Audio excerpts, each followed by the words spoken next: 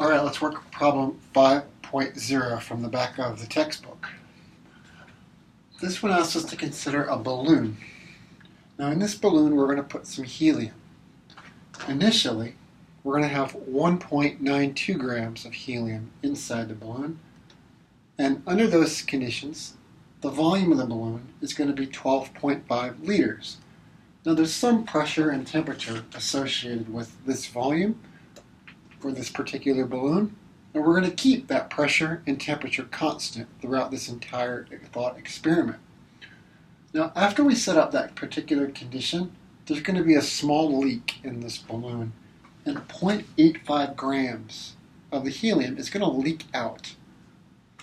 We're asked how much helium's left inside this balloon and how many liters will that gas occupy, assuming again the pressure and the temperature are constant. Okay, those variables must be held constant for what we're going to do here to work. Okay.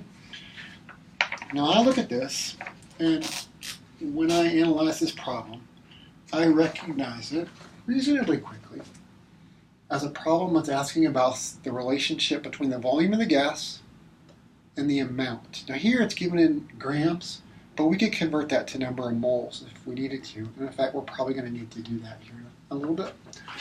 But nonetheless,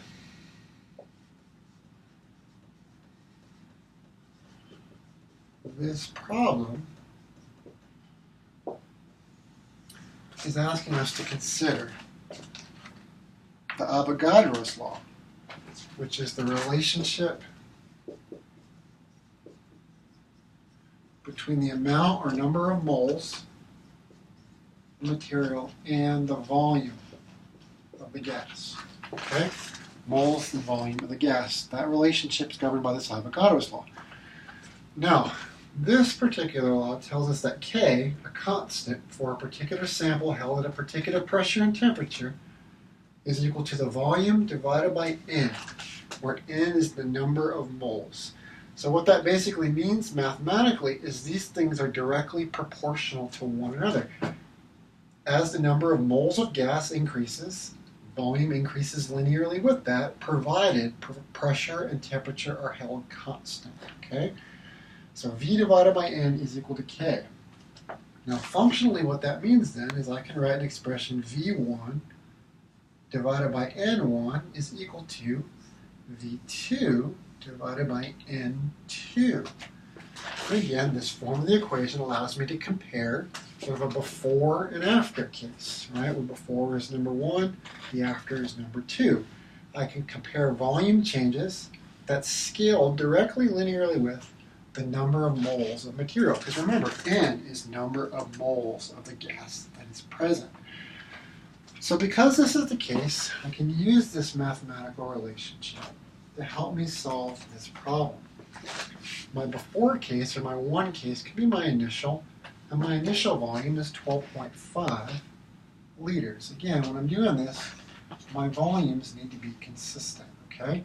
Now, what's my second volume? Well, it turns out it looks like I don't know that. So I'm just going to call that V2.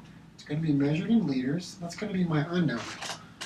If I can put 2 numbers in the denominators that correspond to N1 and N2, that's the number of moles of gases in each case, I'm in business and I can solve for V2. Now what am I given in the problem?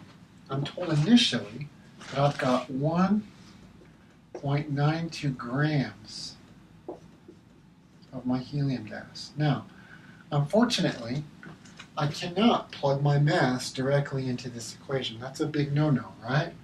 What I need to do instead is to convert to moles, okay? So 1 mole of helium has a certain mass that's associated with it, a certain number of grams. And to find that mass, I need to look on the periodic table. But if I do that, I find that the value for helium is 4.003 grams per mole. So if I do the division, 1.92 divided by the 4.003, I find that in my initial case, I have 0.4796 moles of helium. That's how much must have been contained inside my balloon, because I had this many grams, it's that many moles, okay? So what I can then do is plug that number in here, 4796 mole of of helium. And that's my N1. Still need to find N2 value. Now this was a little bit trickier because in the problem, what you were told is the amount and mass of helium that you start with, and then you're told that you let some leak out, specifically 0.85 grams. So it doesn't give you a final mass, it just tells you that this is what left or leaked out of the balloon. All right, so you kind of have to use your reasoning, your intuition to figure out, well, okay, well, if I had this to start and this is what left, I must have this minus this, which is 1.07 grams left. So when I said that I have this 1.07 grams helium left, all I did is the 1.92 minus the 0.85 to get me that, okay? So that must be how many grams I have left. It's 1.07 grams. Just by deductive reasoning there, you can kind of figure that out. Same thing, convert that to moles of helium, 4.003 grams per mole. 1.07 divided by 4.003 works out to be 0.2673 mole. Sure enough, we have less after some leaked out, and that makes perfect sense, right? Now we've only got 0.2673 moles left, which is a little over a gram. And I've got my Avogadro's law relationship now set up with only one unknown variable. Now again, this V2 is what I want to find. It's my final volume. If I'm treating this algebraically, if you're confused by V2, just call that X. And that becomes your unknown variable, right? And all you got to do is solve this particular equation for X. And when you do that, you find that X is 6.967 liters. So that's my final volume after some of it's leaked out. So my initial volume was 12.5, and because some of it leaked out, the final volume is less.